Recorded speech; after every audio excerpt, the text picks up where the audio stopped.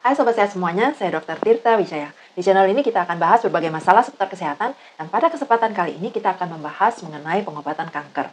Kalau Sobat Sehat menderita kanker, atau keluarganya ada yang menderita kanker, saya ingin Sobat Sehat semua tahu bahwa sekarang ini ada banyak pilihan pengobatan untuk kanker. Dan pengobatan apa yang dipilih itu sangat-sangat mempengaruhi. Di video ini, saya akan jelaskan tentang berbagai pilihan yang ada saat ini untuk menangani kanker, supaya Sobat Sehat sebagai pasien atau keluarga pasien, atau ya untuk menambah pengetahuan aja ya, supaya bisa mengerti apa aja sih pilihan yang ada yang bisa dipertimbangkan. Kanker adalah salah satu penyakit yang paling banyak diteliti di seluruh dunia saat ini. Dan banyak sekali peneliti ilmuwan di seluruh dunia yang berlomba-lomba untuk menemukan obat untuk menyembuhkan kanker. Dewasa ini kita sudah tahu banyak sekali jenis dan subtype dari kanker. Dan juga tersedia berbagai jenis obat untuk berbagai jenis yang berbeda itu. Secara garis besar, pengobatan kanker itu dikelompokkan menjadi dua, yaitu lokal dan sistemik. Lokal itu apa maksudnya? Terapi lokal adalah terapi yang menangani tumor di tempat yang tertentu. Nah, terapi ini lebih baik kerjanya kalau si kankernya ini letaknya itu terbatas di satu area aja.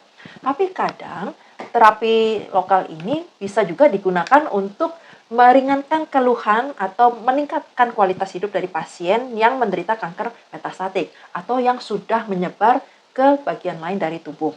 Inilah yang disebut terapi paliatif.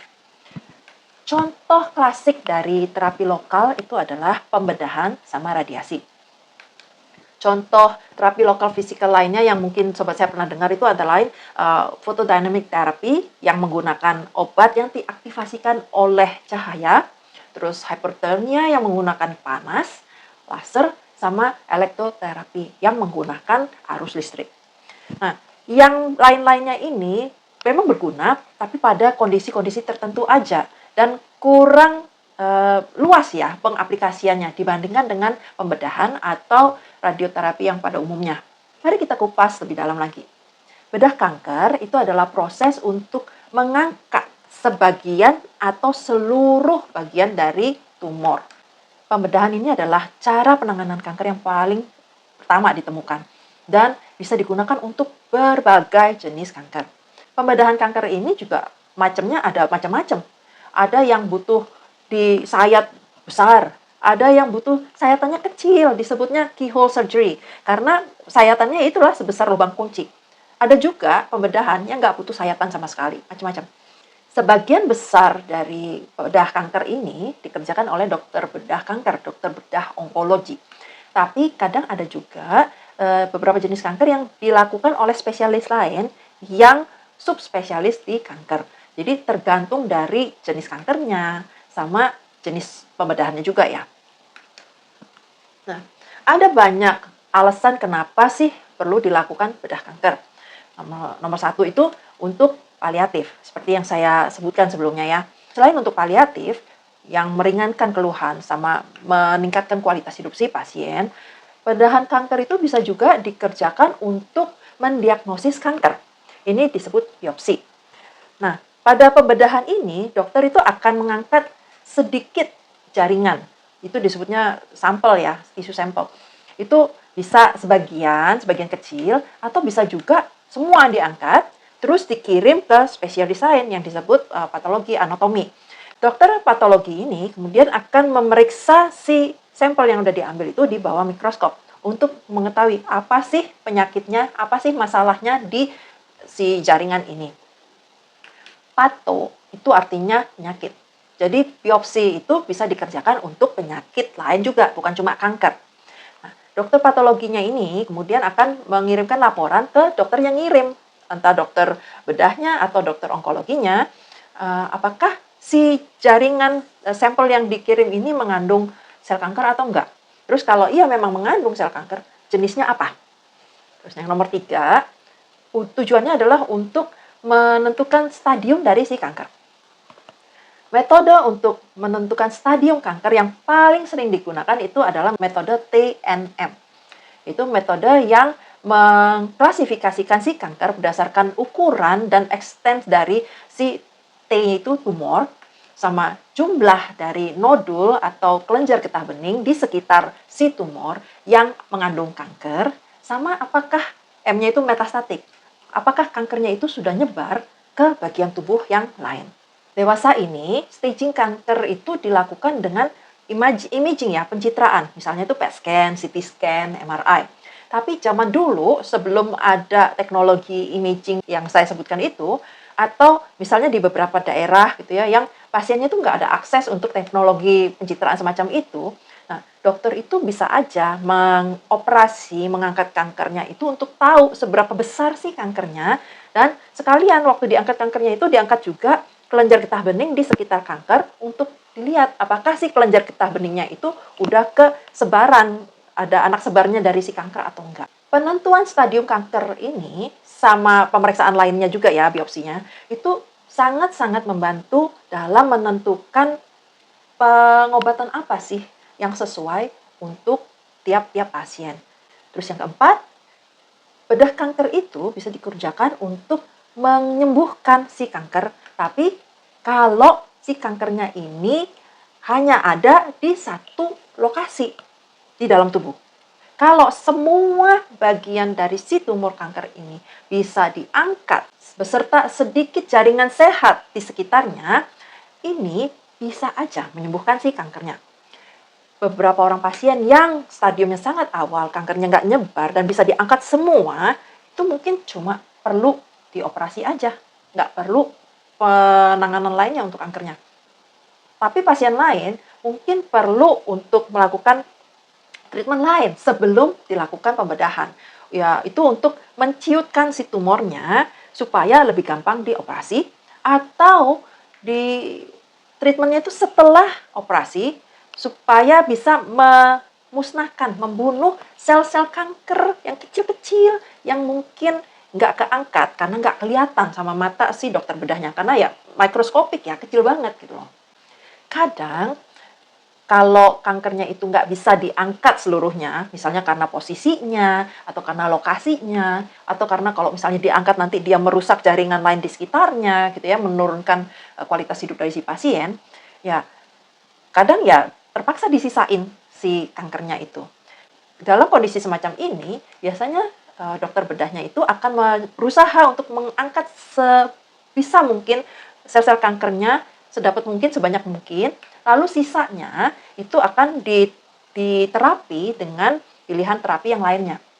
Nah, dengan begini, kemungkinan untuk si terapi lainnya berhasil itu lebih besar karena sel kankernya, kanker yang diobatinnya itu, yang ditanganinnya itu lebih sedikit dibandingkan kalau nggak dioperasi sama sekali. Pembedahan juga sering dikerjakan untuk merekonstruksi tubuh, untuk mempertahankan fungsi-fungsi tubuh atau penampilannya ya, sebisa mungkin. Karena ini penting untuk kualitas hidup si pasien setelah penata laksanaan kanker. Karena kan pasien setelah diobatin, disembuhkan kankernya kan akan terus hidup kan.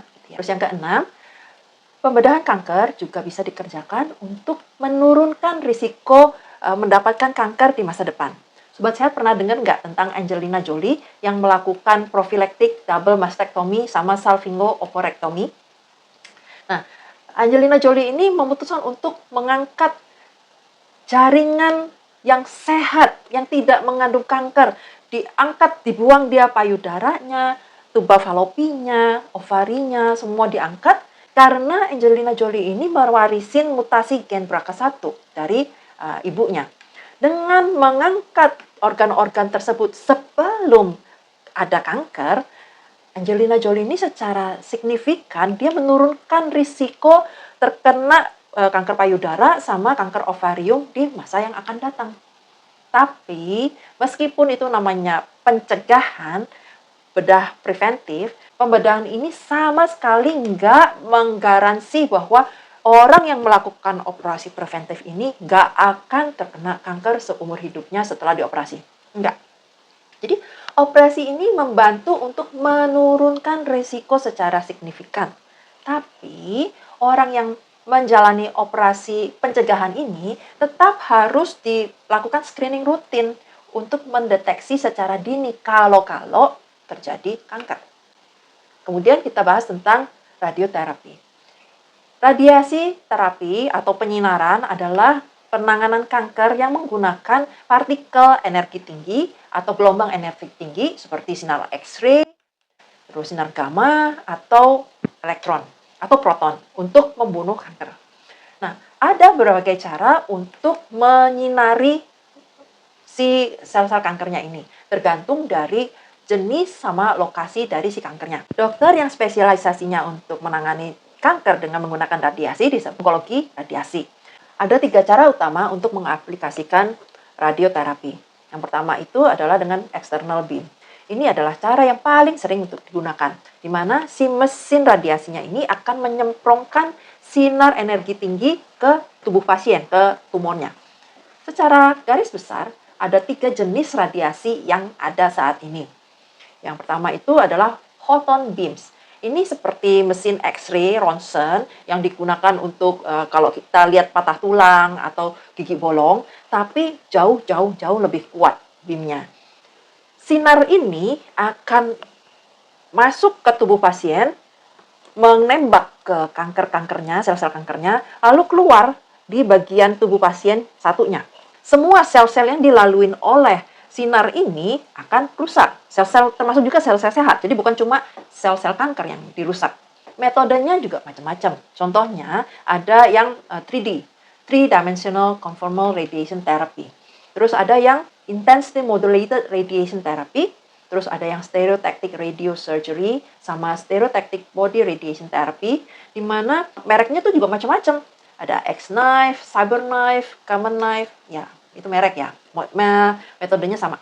Kemudian kita juga ada yang Image-Guided Radiation Therapy, di mana waktu dilakukan terapi radiasi ini, dilakukan pencitraan juga untuk memastikan bahwa posisinya pasien itu pas, supaya sinar yang jatuh ini pas kena di tumor yang mau ditembak. Soalnya kan kalau geser-geser nanti tumornya pindah-pindah, nanti sinarnya malah kena sel-sel yang sehat dong. Nah, dengan image guided ini, si dokternya ngepasin dulu posisinya, supaya pas kena di sel-sel kankernya. Dan kita punya yang namanya particle beams, yang menggunakan proton atau neutrons.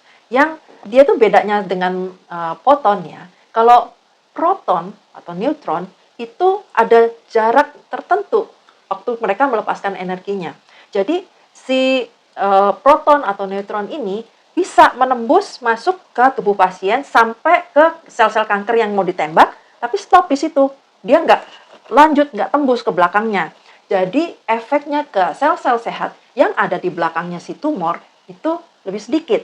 Dengan metode ini, ya jadi dokternya itu bisa memberikan dosis lebih besar. Terus yang ketiga, kita juga punya yang namanya elektron beam, menggunakan elektron.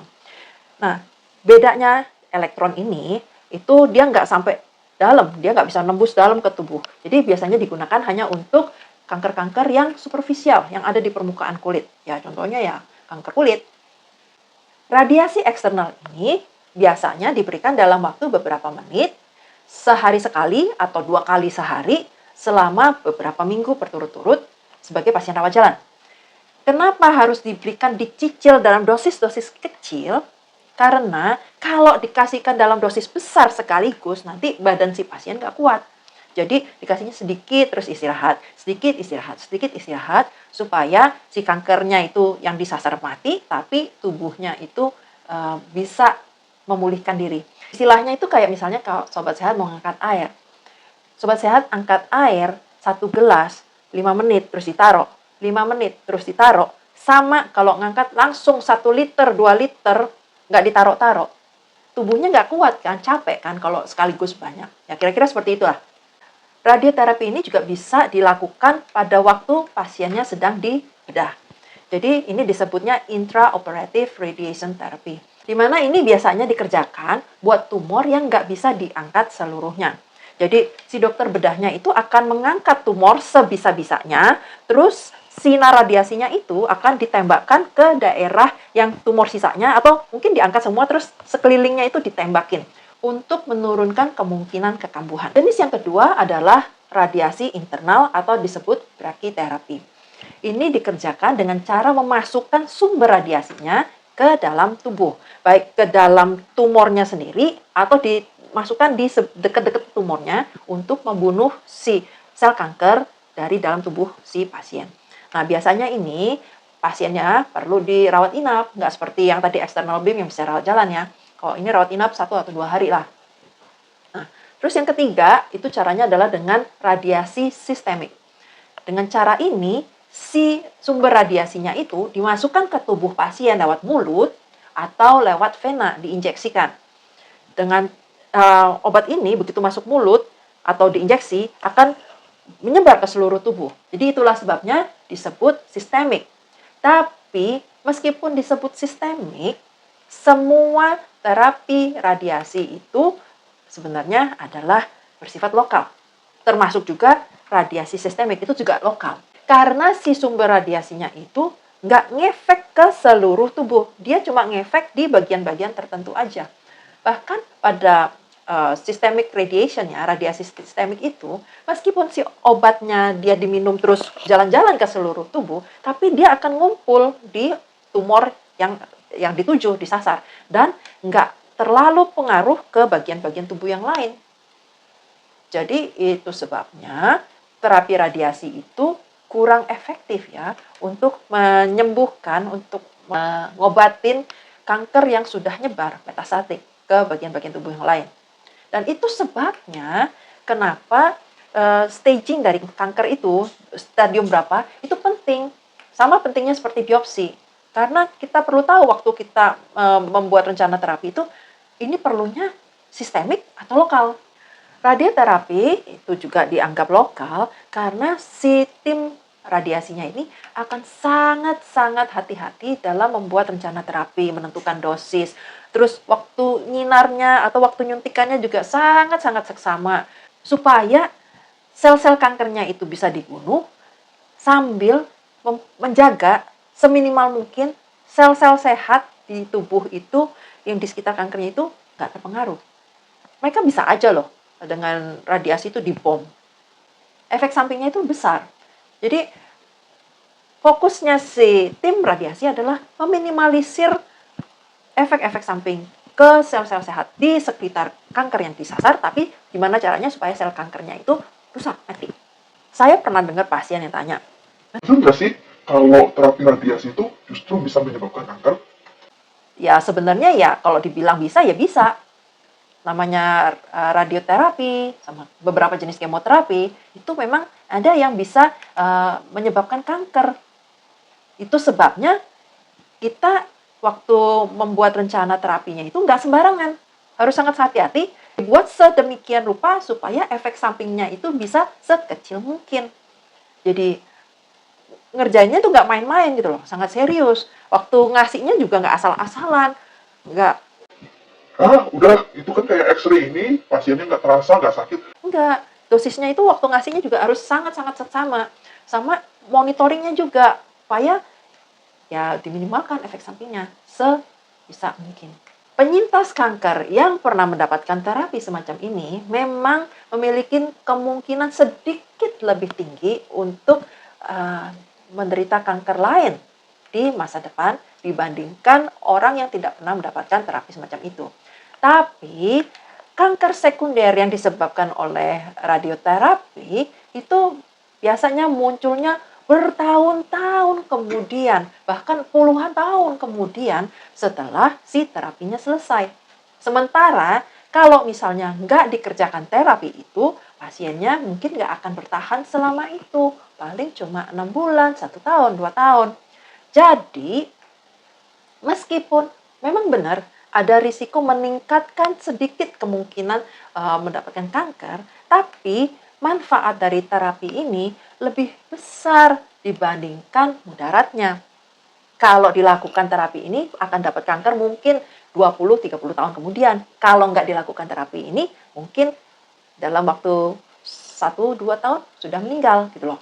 Pilih yang mana?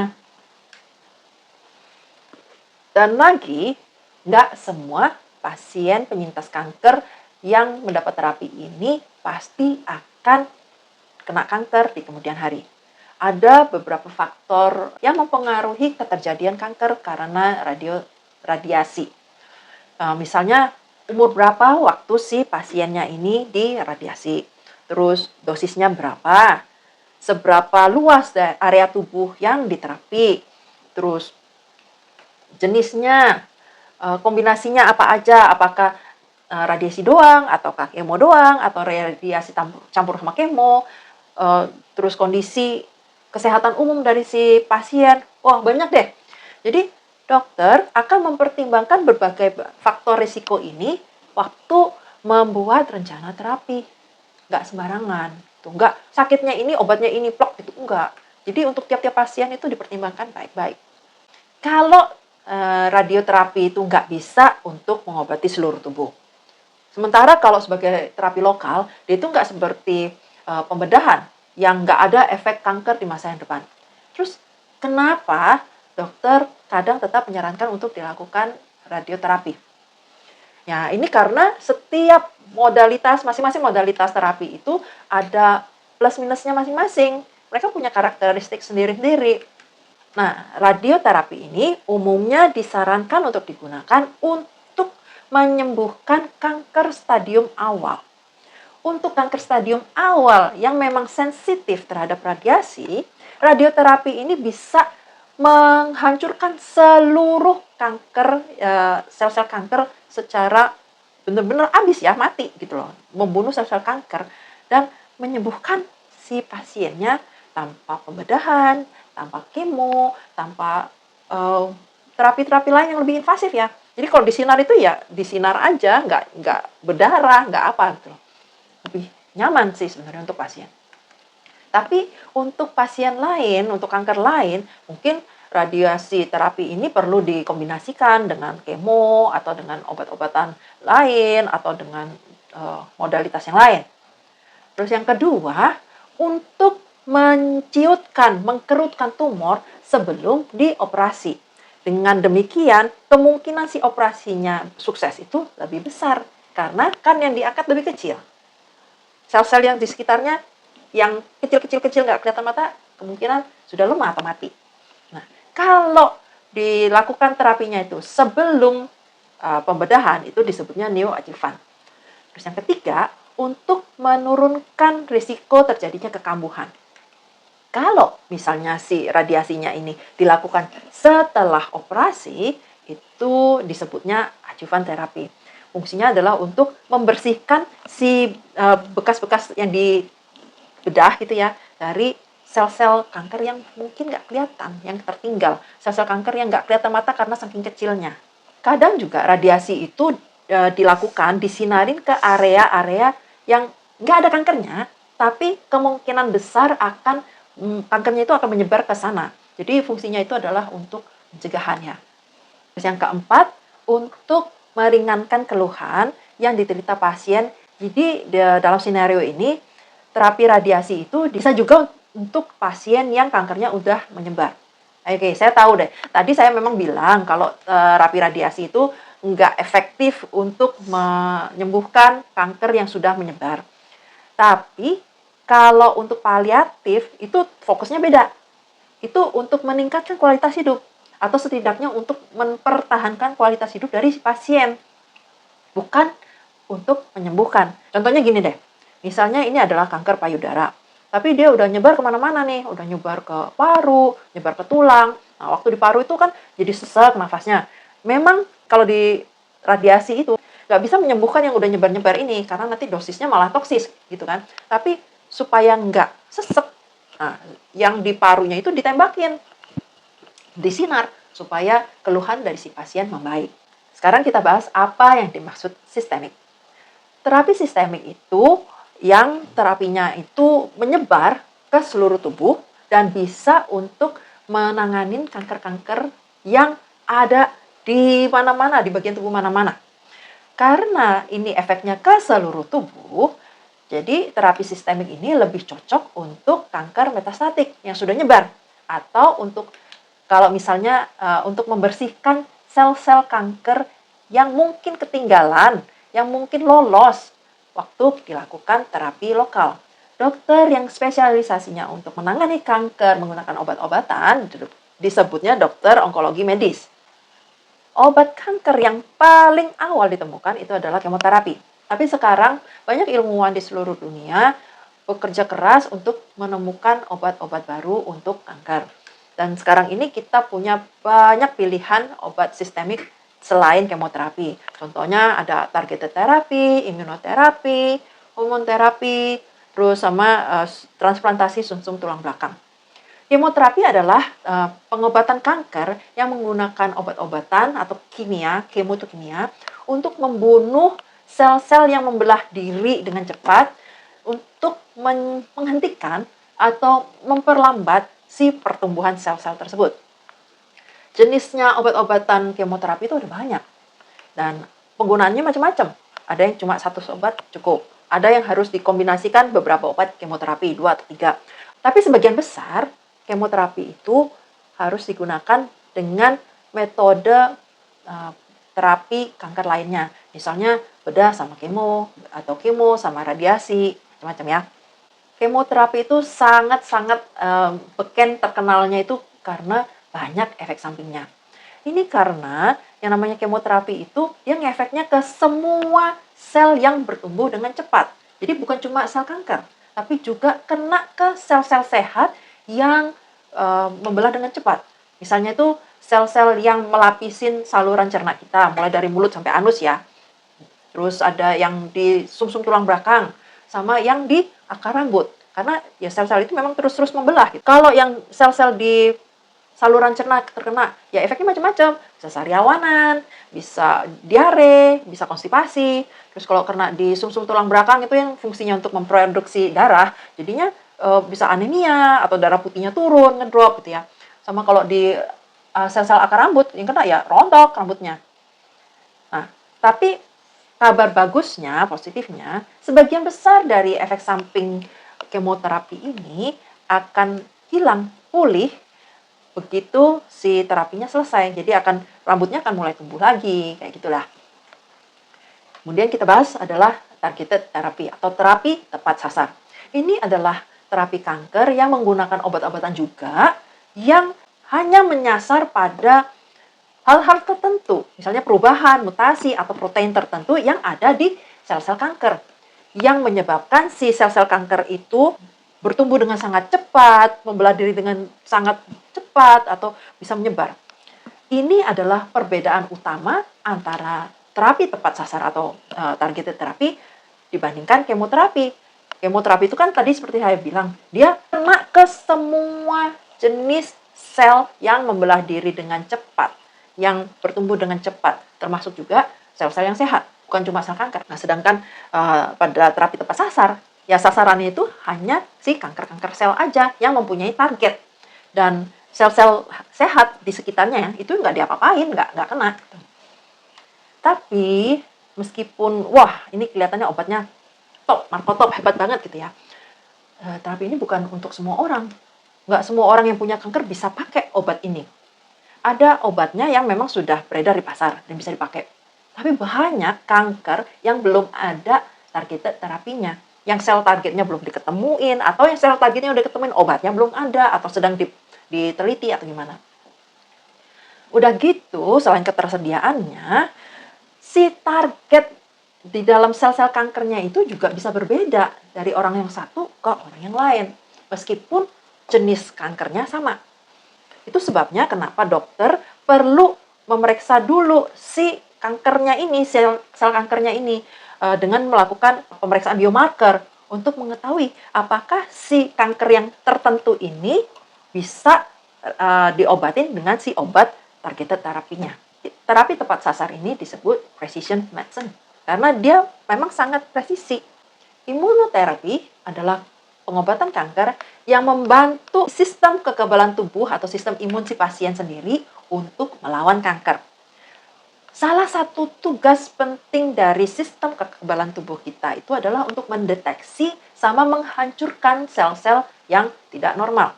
Tapi yang namanya sel-sel kanker itu sangat pintar. mereka punya cara-cara khusus untuk menghindarin dari si sistem kekebalan tubuh kita ini sehingga bisa tumbuh dengan sangat cepat tak terkendali.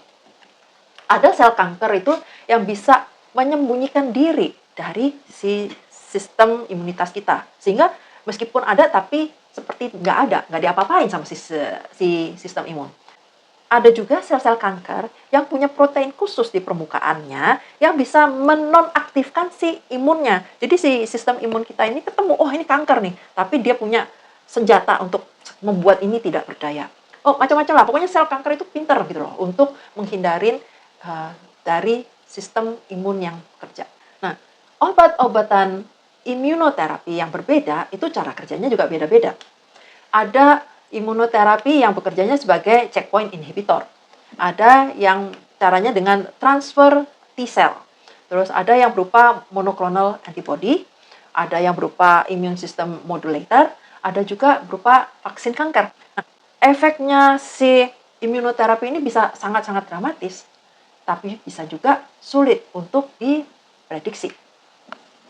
Salah satu salah paham yang saya sering dengar tentang imunoterapi itu adalah banyak orang yang menganggap bahwa Imunoterapi itu aman, nggak ada efek sampingnya. Karena terapi ini menggunakan sistem kekebalan tubuh dari si pasien sendiri untuk melawan kanker. kenyataannya sih, sistem kekebalan tubuh kita sendiri itu bisa juga merusak tubuh kita sendiri loh. Sobat saya pernah dengar penyakit autoimun nggak? Nah, jadi sistem imun yang sudah dimodifikasi, yang sudah diperkuat untuk menghancurkan si sel-sel kanker itu, bisa juga menghancurkan tubuh kita sendiri. Jadi tetap ada efek sampingnya. Terus berikutnya adalah terapi hormonal. Itu digunakan untuk menata laksana kanker-kanker yang sensitif terhadap hormon. Contohnya itu kanker payudara, prostat, indung telur, ovarium ya, atau uterus. Nah, tapi ini bukan berarti semua kanker yang saya sebutkan tadi itu bisa diterapi dengan hormon. Nggak semua ya. Contohnya nih ada kanker prostat, ada pasien yang kalau dikasih hormonal terapi, wah responnya bagus. Terus PSA-nya turun dengan sangat drastis. Bahkan bisa sampai ke level yang normal. Tapi ada juga pasien sama-sama juga kanker prostat, tapi dikasih terapi hormonal nggak mempan. PSA-nya malah makin naik. Sifatnya individual ya. Nah, untuk tahu apakah tumor pada si pasien tertentu itu sensitif terhadap hormon atau enggak, patologis, itu yang tadi saya bilang yang periksa di bawah mikroskop ya, itu harus periksa di si sampel dari jaringan pasiennya. Dilihat apakah si sel-sel kankernya itu mempunyai protein tertentu di permukaan selnya yang disebut hormon reseptor. Bisa aja loh, pasien dengan kanker yang sama itu memiliki profil hormon yang berbeda. Contohnya nih, untuk kanker payudara. Kanker payudara itu ada yang estrogen positif, hormon estrogen ya. Ada yang progesteron positif. Ada yang estrogen dan progesteron positif. Ada yang estrogen negatif, progesteronnya juga negatif. Jadi ini beda-beda meskipun sama-sama kanker payudara. Nah, informasi tentang profil hormon ini bisa sangat mempengaruhi pemilihan obat. Itu sebabnya seperti yang tadi saya bilang sekali lagi ya, yang namanya biopsi sama pemeriksaan patologi anatomi itu sangat penting dalam merencanakan terapi untuk kanker dan mengambil keputusan. Terus cara lainnya itu adalah dengan transplant sumsum tulang belakang untuk memulihkan sel-sel yang memproduksi darah ya, sel-sel darah setelah dilakukannya kemo dosis tinggi atau radiasi dosis tinggi. Masing-masing dari terapi itu punya plus minusnya sendiri-sendiri ya. Jadi nggak ada itu yang namanya super terapi yang bagus untuk semua pasien kanker. Dan jangan juga berpikir bahwa semua obat atau teknologi yang paling baru itu paling bagus. Enggak juga. Jadi itu disesuaikan dengan masing-masing orang, masing-masing pasien. Tujuannya apa, kondisinya bagaimana. Jadi pasien sama dokter itu perlu bekerja sama dalam membuat rencana terapi untuk menyesuaikan terapinya dengan kondisi tiap-tiap pasien dan bagaimana respon pasien itu terhadap terapinya. Pengambilan keputusan itu tergantung dari jenis tumornya, stadiumnya, biomarkernya, sama kondisi kesehatan umum dari si pasien, terus tujuannya, tujuan terapinya itu apa? Apakah untuk menyembuhkan, kuratif ya, atau untuk mengontrol kondisinya, atau untuk paliatif gitu ya. Dan apakah ada akses untuk terapinya? Terapinya bagus, cocok, tapi kalau nggak bisa diakses ya sama aja bohong dong, berarti harus pilih yang lain gitu. Ini harus selalu didiskusikan antara pasien dengan timnya. Apa tujuannya, apa keinginannya, apa sasarannya. Udah gitu, yang namanya supportive care, misalnya itu obat anti mual, anti muntah, obat anti nyeri, sama gizi klinis, sama palliative care, itu sebaiknya dimanfaatkan juga. Ini adalah bagian dari penata laksanaan kanker dewasa ini untuk mempertahankan kualitas hidup dari si pasien. Kalau dokter nyebut palliative care, itu bukan berarti bahwa, wah sebentar lagi aku mati ini, udah mau mati, udah nggak ada obatnya gitu. Enggak. Ini nggak berarti bahwa pasien akan segera meninggal, umurnya udah tinggal menghitung hari. Enggak. Palliative care itu artinya tujuan dari penata laksanaan ini adalah untuk meningkatkan atau at least ya paling nggak untuk mempertahankan kualitas hidup dari si pasien. Memang betul bahwa palliative care itu sering diberikan untuk pasien yang sudah terminal, yang sudah menghitung hari gitu ya. Tapi bisa juga kok sebenarnya diberikan pada pasien yang sedang aktif untuk berupaya menyembuhkan penyakitnya. Karena tujuan dari pengobatan dan terapi itu bukan buat nyiksa pasien. Sebisa mungkin pasien itu menjalani terapinya tanpa penderitaan gitu, sebisa mungkin. Jadi kalau bisa sembuh tanpa menderita, why not? Kenapa harus menderita? Itu adalah sharing saya hari ini tentang opsi dari penata laksanaan kanker. Semoga info yang saya bagikan kali ini bermanfaat dan jadi berkat buat Sobat Sehat semuanya. Kalau Sobat Sehat suka dengan info-info kesehatan semacam ini, mohon like video saya, subscribe di channel ini, dan aktifkan notification-nya dengan menekan tombol lonceng, supaya Sobat Sehat bisa terus dapat info-info kesehatan semacam ini. Kalau ada teman saudara kenalan yang butuh infonya, silakan share aja supaya infonya juga bisa jadi berkat buat banyak orang. Kalau Sobat Sehat ada pertanyaan seputar kesehatan, langsung diketik aja di komen, nanti kita akan bahas di video-video berikutnya. Tapi please jangan konsul ya, karena yang namanya konsul itu harus dilakukan secara personal antara pasien dengan dokternya. Ini adalah disclaimer saya. Sampai jumpa di video-video berikutnya. Salam sehat selalu.